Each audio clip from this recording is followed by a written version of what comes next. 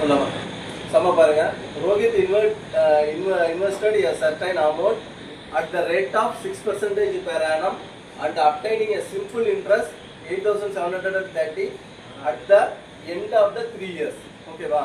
What the amount of compound interest would be obtained on the same amount at the same rate of interest at the end of 2 years. ஒண்ணும் கிடையாது. First நமக்கு போன சம்பளம் வந்து rate of interest கண்டுபிடிக்க சொன்னா இந்த தடவை பிரின்சிபல் கண்டுபிடிக்கிற மாதிரி கொடுத்துருக்கான். என்ன கொடுத்துருக்கான்? ரோஹித்துங்கிறவன் 6% பெர் ஆனத்துக்கு எவ்வளவு சிம்பிள் இன்ட்ரெஸ்ட்டுக்கு விடுறான். ஏதோ ஒரு அமௌண்ட்டை நம்ம விடுறான். அது வந்து எவ்வளவு கிடைக்குது? 8,730 ரூபா 3 ஆண்டுகள் முடிவில் கிடைக்குது அவனுக்கு. இதை நம்ம 3 ஆண்டு முடிவில் 8,730 ரூபா கிடைக்குது. ரேட் ஆஃப் இன்ட்ரெஸ்ட் எவ்வளவு? 6% பெர் ஆனது. நம்ம 6% பெர் ஆனங்கிற விதத்தில் 3 வருஷத்துக்கு 8,730 ரூபானா 3 வருஷத்துக்கு எத்தனை பர்சன்டேஜ் ஆகும்?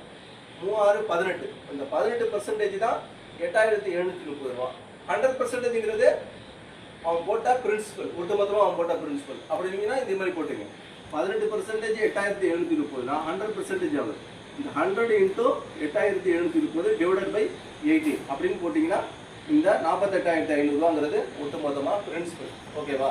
அதுக்கு நம்ம பிரின்சிபலே இந்த இடத்துல இருந்து கண்டுபிடிச்சோம். இதை எடுத்துக்கிட்டு திரும்பி போங்க. பிரின்சிபல் எவ்வளவு? 48,500. Rate of interest 6, number of years வந்து 2 இயர்ஸ். இந்த ஃபார்முலா தான். இது பிரகாரம் 48 1/1 + 6/100 பவரில் 2, number of years 2, rate of interest 6. அப்புறம் இதை நீங்கள் அடிச்சு போட்டிங்கன்னா 53/50 வரும். பவரில் 2 வருஷங்கிற ராசி 2 போட்டுட்டோம். இப்போ போட்டுங்க 48,500 5350 5350. இது நீங்கள் அடிச்சு போட்டிங்கன்னா 54,494.60 வரும். இது பிரின்சிபல் ப்ளஸ் காம்பவுண்ட் இன்ட்ரெஸ்ட். அதுலேருந்து உங்களுடைய பிரின்சிபல் கழிச்சிட்டிங்கன்னா 5,994.60 காசு வந்து அவருடைய காம்பவுண்ட் இன்ட்ரெஸ்ட்.